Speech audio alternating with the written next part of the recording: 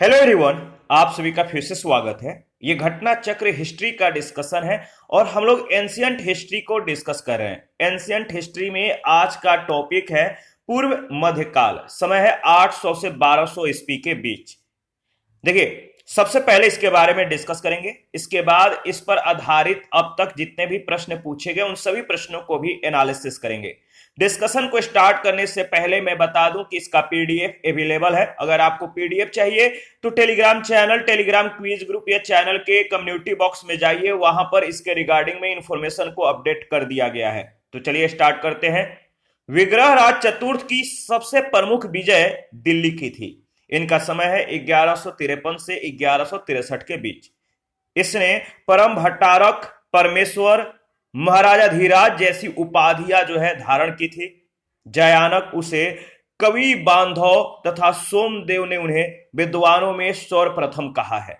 याद रखिएगा, विग्रहराज चतुर्थ जो थे इनकी सबसे प्रमुख विजय दिल्ली की थी और इसने परम भट्टारक, परमेश्वर, महाराजा धीराज जैसी उपाधियों को इन्होंने धारण की। और जयानक जो है उसे जो है कवि बांधव और सोमदेव उसे जो है विद्वानों में सर्वप्रथम कहा है। सोमदेव ने ललित विग्रह राज नामक ग्रंथ की रचना की। सोमदेव ने ललित विग्रह राज नामक ग्रंथ की रचना की, याद रखिएगा। और अजमेर का शासक पृथ्वीराज तृतीय ही पृथ्वीराज चौहान के नाम से प्रसिद्ध हुआ। जो पृथ्वीराज तृतीय था, समय था 1177 से 1192 ईस्वी के बीच, और ये पृथ्वीराज चौहान के नाम से प्रसिद्ध है, जिसने 1191 ईस्वी में तराइन के सर्वप्रथम युद्ध में जो है यानी प्रथम युद्ध में मोहम्मद गोरी को पराजित किया था। तो 1191 में तराइन का युद्ध हुआ। प्रथम ये तराइन का युद्ध था जिसमें मोहम्मद गोरी को पराजित किया गया था। ठीक है, याद रखिएगा। 1192 में तराइन का द्वितीय युद्ध हुआ, इसमें उसकी पराजय हुई थी। पहला में मोहम्मद गोरी पराजित होता है, दूसरा में ये विजयी होता है। पाल वंश का संस्थापक गोपाल था। धर्मपाल के, याद रखिए, धर्मपाल के खालिमपुर लेख में कहा गया है कि मत्स्य न्याय से छुटकारा पाने के लिए प्रकृतियों यानी सामान्य जनता ने गोपाल को लक्ष्मी की बाह ग्रहण कराई। नालंदा में इसने एक विहार का निर्माण करवाया था। विहार का मतलब क्या होता है? साधु संत यानी सन्यासियों के रहने का स्थल। ठीक है। धर्मपाल एक उत्साही बौद्ध था। उसके लेखों में उसे परम सौगात या परम सौगत कहा गया है।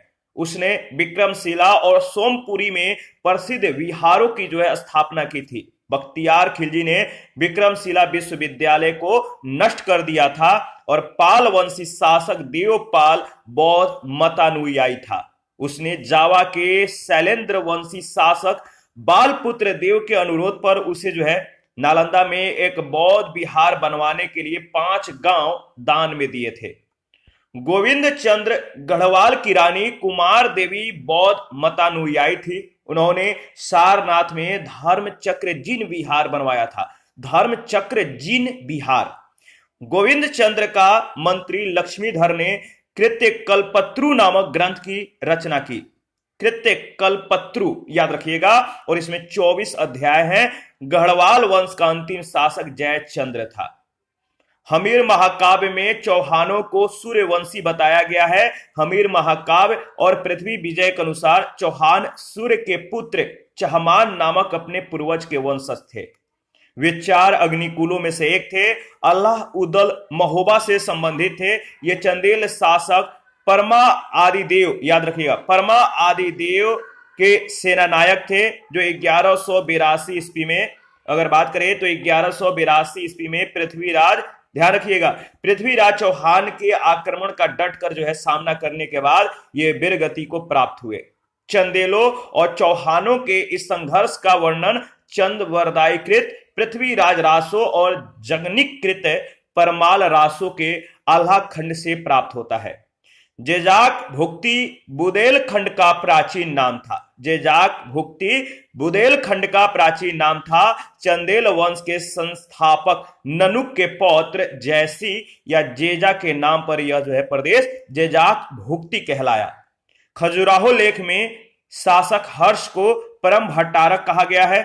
शासक धंग ने महाराजा धीराज की उपाधि धारण की थी। उसने प्रयाग के संगम में जल समाधि के द्वारा जो है प्राण त्याग दिया था। प्राचीन काल में पुंड्रवर्धन, याद रखिए, प्राचीन काल में पुंड्रवर्धन भुक्ति उत्तर बंगाल के क्षेत्र में अवस्थित थी। पाल, चंद्र और सेन राजवंशों के युग में इसके क्षेत्राधिकार का विस्तार उत्तर बंगाल के बाहर भी था। गुर्जर प्रतिहार वंश का संस्थापक नागभट्ट प्रथम था। समय है 730 से 756 के बीच। इस वंश के शासक नागभट्ट द्वितीय ने परम भट्टारक महाराजा धीराज परमेश्वर की उपाधि धारण की। मिहिर भोज प्रथम वैष्णव धर्मानुयायी था। इसने आदि वराह तथा प्रभास उपाधियां धारण की। प्रतिहार वंश का महानतम शासक मिहिर भोज था। इसका शासनकाल 836 से 885 ईस्वी था। इसके बाद महेंद्रपाल प्रतिहार शासक हुआ। इसका शासनकाल 885 से 910 ईस्वी तक रहा।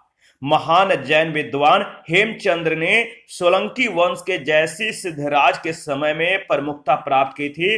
वे उसके उत्तराधिकारी कुमारपाल के सलाहकार के रूप में उसकी सभा को अलंकृत करते थे। सेन वंश के लेखों से ज्ञात होता है कि वे चंद्रवंशी क्षत्रिय थे तथा उनका आदि पुरुष वीरसेन था। सेन वंश के शासक बल्लाल सेन ने परम भट्टारक महाराजा धीराज परमेश्वर परम माहेश्वर और निशंक शंकर आदि उपाधियों को जो है ग्रहण की। इसने दान सागर नामक ग्रंथ की रचना की। लक्ष्मण सेन सेन वंश के संस्थापक थे। इन्होंने 28 वर्षों तक जो है शासन किया था और इनके द्वारा एक नए संवत लक्ष्मण संवत का प्रारंभ किया गया।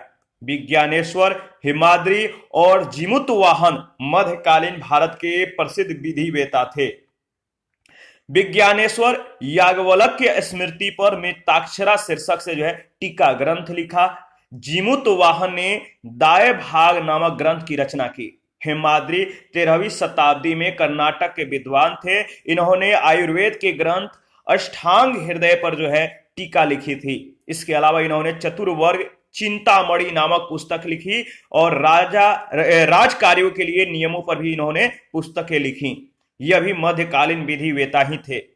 राजशेखर गुर्जर प्रतिहार शासक महेंद्रपाल प्रथम और उसके पुत्र महिपाल के दरबार में रहते थे। इन्होंने कर्पूर मंजरी, काव्य मीमांसा और विद्वशाल भंजिका और बाल रामायण, भुवन कोश, हरविलास जैसे ग्रंथों की रचना की। गुजरात का चालुक्य शासक जयसी सिद्धराज एक धर्म सहिष्णु शासक था।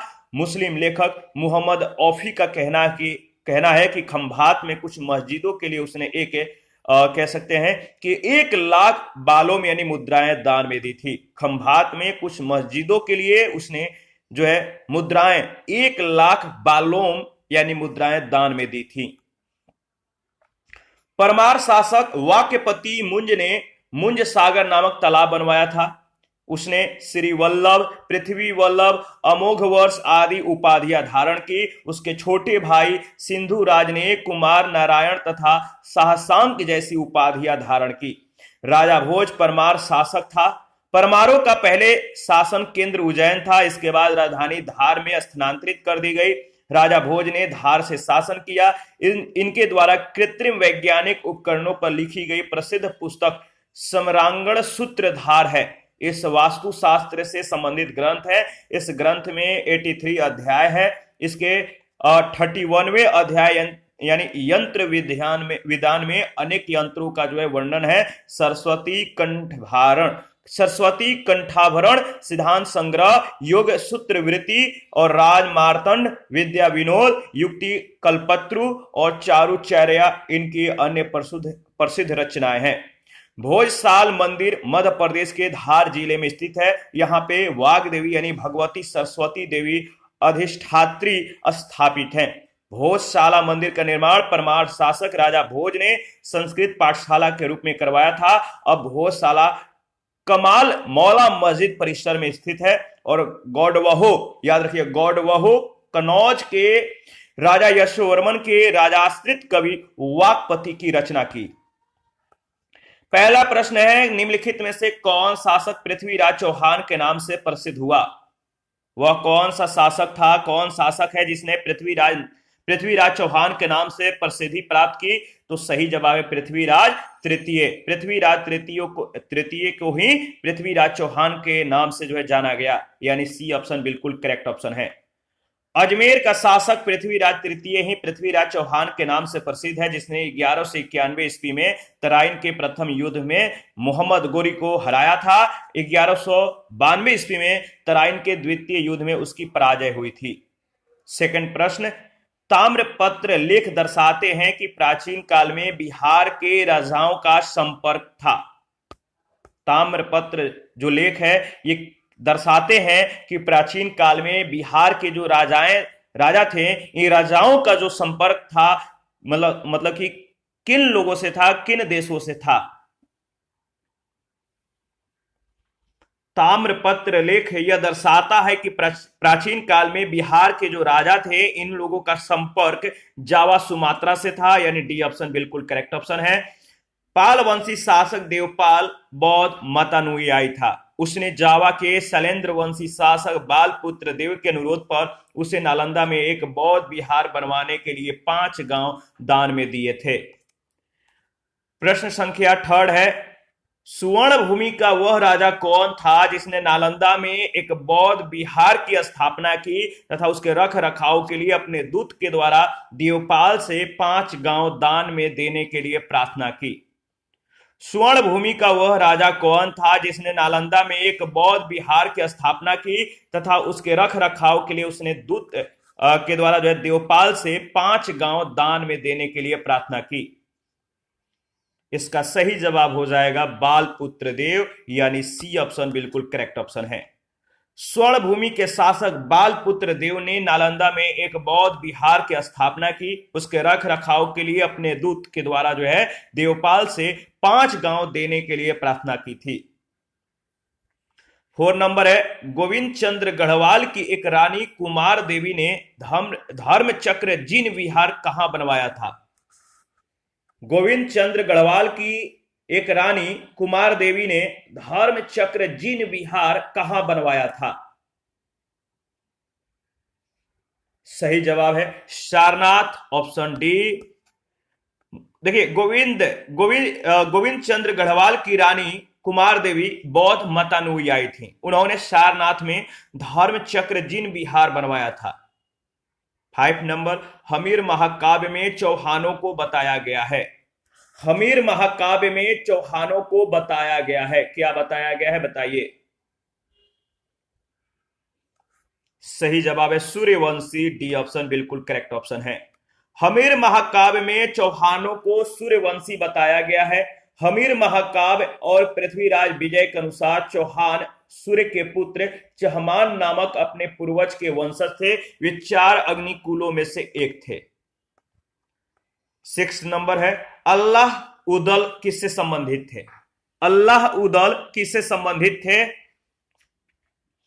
सही जवाब है महोबा से, सी ऑप्शन बिल्कुल करेक्ट ऑप्शन है। अल्लाह उदल महोबा से संबंधित थे। ये चंदेल शासक परमा आदि देव यानी परमल के सेनानायक थे, और ये जो है 1182 ईस्वी में पृथ्वीराज चौहान के आक्रमण का डट का सामना करने के बाद वीरगति को प्राप्त हुए। चंदेलों और चौहानों के इस संघर्ष का वर्णन चंदबरदाई कृत पृथ्वीराज रासो और जगनिक कृत परमाल रासो के अल्लाह खंड से प्राप्त होता है। इन दोनों का नाम याद रखिएगा, चंदबरदाई कृत पृथ्वीराज रासो और जगनिक कृत परमाल रासो के अल्लाह खंड। प्रश्न संख्या 7 है, पृथ्वीराज रासो के लेखक कौन है? पृथ्वीराज रासो के लेखक कौन है? इसका सही जवाब हो जाएगा पृथ्वीराज रासो के लेखक हैं चंदबरदाई, डी ऑप्शन बिल्कुल करेक्ट ऑप्शन है। चौहान वंशी शासक पृथ्वीराज तृतीय ने राय पिथौरा के दरबारी कवि चंदबरदाई ने पृथ्वीराज रासो की रचना की। इसमें चौहानों को अग्नि कुंड से उत्पन्न बताया गया है। 8 नंबर, पृथ्वीराज विजय का लेखक कौन है? पृथ्वीराज विजय का लेखक कौन है? सही जवाब है जयानक, सी ऑप्शन। पृथ्वीराज विजय के लेखक जयानक हैं, याद रखिएगा। 9 नंबर है, निम्नलिखित युग्मों में से कौन एक सुमेलित नहीं है? निम्नलिखित युग्मों में से कौन एक सुमेलित नहीं है? सही जवाब है अब्दुल रहमान हमीर रासो, ये सुमेलित नहीं है, यानी ऑप्शन ए। अगर बात करें तो याद रखिएगा हमीर रासो की रचना सारंगधर ने की थी, सारंगधर। अन्य सभी जो विकल्प दिए गए हैं बिल्कुल से, जैसे नरपति नाल्हा बिसलदेव रासो की रचना जगनिक अल्लाखंड चंद बरदाई के द्वारा पृथ्वीराज रासो की रचना की गई थी। प्रश्न संख्या 10 है, निम्नलिखित राजपूत वंशों में से किसने 8वीं शताब्दी में दिल्ली का यानी दिल्ली शहर की स्थापना की थी? निम्नलिखित राजपूत वंशों में से किसने 8वीं शताब्दी में दिल्ली का शहर की स्थापना की थी, दिल्ली शहर की स्थापना की थी? सही जवाब है सी ऑप्शन तोमर वंश। 8वीं शताब्दी में दिल्ली का शहर की स्थापना तोमर वंश के अनंगपाल ने की थी। चंद बरदाई की रचना पृथ्वीराज रासो में तोमर वंश के राजा अनंगपाल को दिल्ली का संस्थापक बताया गया है। बाद में चौहान शासकों ने दिल्ली को अपने अधिकार में ले लिया। 11 नंबर है, जेजाक भुक्ति प्राचीन नाम था किसका? जेजाक भुक्ति प्राचीन नाम किसका था? बहुत बार पूछा गया, इंपॉर्टेंट प्रश्न है, कमेंट कीजिए। याद रखिएगा बुंदेलखंड का पुराना नाम यानी प्राचीन नाम जेजाक भुक्ति था, यानी बी ऑप्शन बिल्कुल करेक्ट ऑप्शन है। अगर बात करें तो जेजाक भुक्ति बुंदेलखंड का प्राचीन नाम था। चंदेल वंश के संस्थापक नन्नुक के पौत्र जयसिंह या जेजा के नाम पर यह प्रदेश जो है जेजाक भुक्ति कहलाया। 12 नंबर, धंगदेव किस वंश का शासक था? धंगदेव किस वंश का शासक था? इसका सही जवाब हो जाएगा जेजाक भुक्ति के चंदेल। धंगदेव किस वंश का शासक था? तो जेजाक भुक्ति के चंदेल। जेजाक भुक्ति के चंदेलों में धंगदेव सबसे प्रसिद्ध और शक्तिशाली राजा हुआ। वह वैदिक अथवा ब्राह्मण धर्म का अनुयायी था। इसने महाराजा धीराज की उपाधि धारण की। धंग ने प्रयाग के संगम में शिव की आराधना करते हुए शरीर का जो है अपना त्याग कर दिया था, यानी मृत्यु को प्राप्त किया था। 13 नंबर है, निम्नलिखित शासकों के नाम सही काल क्रमानुसार संयोजित करके अपना उत्तर नीचे से दिए गए कूट में चयन कीजिए। निम्नलिखित शासकों के चयन सही काल क्रमानुसार संयोजित करके अपना उत्तर नीचे दिए गए कूट से चयन कीजिए। इसका सही जवाब हो जाएगा, देखिए, यशोवर्मा, धंग, विद्याधर और कीर्ति वर्मा, यानी ऑप्शन ए बिल्कुल करेक्ट ऑप्शन है। विकल्प में दिए गए शासकों का लगभग कालानुक्रम है या कालक्रमानुसार अगर बात करें तो यशोवर्मा सबसे पहले, धंग इसके बाद, विद्याधर और इसके बाद कीर्ति वर्मा। 14 नंबर, चित्तौड़ के त्रिभुवन नारायण मंदिर को किसने बनवाया? चित्तौड़ के त्रिभुवन नारायण मंदिर को किसने बनवाया? सही जवाब है परमार राजा भोज ने। परमार राजा भोज। परमार राजा भोज ने चित्तौड़ में त्रिभुवन नारायण का जो है मंदिर बनवाया था। भोज ने अपने पुस्तकों की रचना की। इनकी रचनाओं में सरस्वती कंठभरण, श्रृंगार प्रकाश, प्राकृत व्याकरण और कुरम शतक, श्रृंगार मंजरी आदि जो है उल्लेखनीय हैं। 15 नंबर है, पुंड्रवर्धन भुक्ति अवस्थित थी। पुंड्रवर्धन भुक्ति अवस्थित थी कहां पर? तो उत्तर बंगाल में। प्राचीन काल में पुंड्रवर्धन भुक्ति उत्तर बंगाल के क्षेत्र में अवस्थित थी। पाल, चंद्र, सेन राजवंशों के युग में इसके क्षेत्राधिकार का विस्तार उत्तर बंगाल के बाहर भी था। 16, पाल वंश का संस्थापक कौन था? पाल वंश का संस्थापक कौन था? तो सही जवाब है गोपाल। पाल वंश का संस्थापक गोपाल था। पाल वंश एक क्षत्रिय वंश था। वह बौद्ध मतानुयायी था तथा नालंदा में उसने एक विहार का निर्माण करवाया था। 17, उदंतपुर शिक्षा केंद्र निम्न में से किस राज्य में अवस्थित था?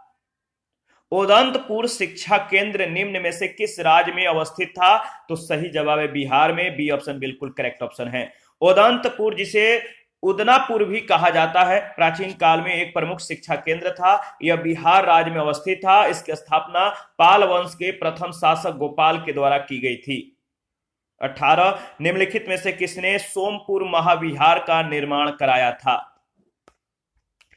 किसने सोमपुर महाविहार का निर्माण करवाया था? इसका सही जवाब क्या होगा? इसका सही जवाब हो जाएगा धर्मपाल, यानी सी ऑप्शन। धर्मपाल ने विक्रमशिला तथा सोमपुरी में प्रसिद्ध विहारों की स्थापना की थी। उसकी राजसभा में प्रसिद्ध बौद्ध लेखक हरिभद्र निवास करता था। तारानाथ के अनुसार उसने 50 धार्मिक विद्यालयों की जो है स्थापना करवाई थी, स्कूलों की स्थापना करवाई थी। लेकिन राजा के रूप में उसने जो है धार्मिक असहिष्णुता एवं कट्टरता नहीं थी। तो उसने 50 धार्मिक विद्यालयों की स्थापना तो करवाई थी, लेकिन वो धार्मिक असहिष्णुता यानी वो कट्टरता उसमें लिप्त नहीं था। वो धार्मिक कट्टरता के प्रति जो है झुकाव नहीं रखता था। 19 नंबर है, विक्रमशिला नामक प्राचीन विश्वविद्यालय की स्थापना बंगाल के किस शासक ने की थी? विक्रमशिला नामक प्राचीन विश्वविद्यालय की स्थापना बंगाल के किस शासक ने की थी? इसका सही जवाब क्या होगा बताइए। बहुत ही महत्वपूर्ण प्रश्न है, बहुत बार पूछा गया है, तो याद रखिएगा सही जवाब हो जाएगा धर्मपाल। ऑप्शन ए बिल्कुल करेक्ट ऑप्शन है। देख सकते हैं आप कितना बार पूछा गया है। विक्रमशिला के प्राचीन बौद्ध विश्वविद्यालय की स्थापना बंगाल के पाल वंशीय शासक धर्मपाल के द्वारा कराई गई थी। 770 से 810 ईस्वी इसका समय है। नालंदा विश्वविद्यालय के पतन के बाद यह बौद्ध धर्म के प्रमुख केंद्र के रूप में जो है विकसित हो गया था। 20 उस पाल शासक का नाम बताइए, उस पाल शासक का नाम बताइए जिसने विक्रमशिला विश्वविद्यालय जो स्थापित किया था। उस पाल शासक का नाम बताइए जिसने विक्रमशिला विश्वविद्यालय स्थापित किया था। सेम प्रश्न सेम जवाब, इसका सही जवाब हो जाएगा धर्मपाल, ऑप्शन ए। बाकी के प्रश्न नेक्स्ट सेशन में जो है हम लोग कवर करेंगे। अभी के लिए इतना ही। आप अपना प्रतिक्रिया देते रहें। आप लोगों का प्रतिक्रियाएं हमारे लिए काफी महत्वपूर्ण होता है और आप लोग इसी तरह हमें सपोर्ट करते रहें, अपना प्यार हमें देते रहें और हमारे साथ बने रहें। जिन लोगों ने Telegram channel, Telegram quiz group, Facebook page, Instagram को ज्वाइन नहीं किया, वीडियो के डिस्क्रिप्शन बॉक्स में उसका लिंक है, ज्वाइन कर सकते हैं और हमें प्लीज सपोर्ट करें। थैंक यू, मिलते हैं नेक्स्ट सेशन में।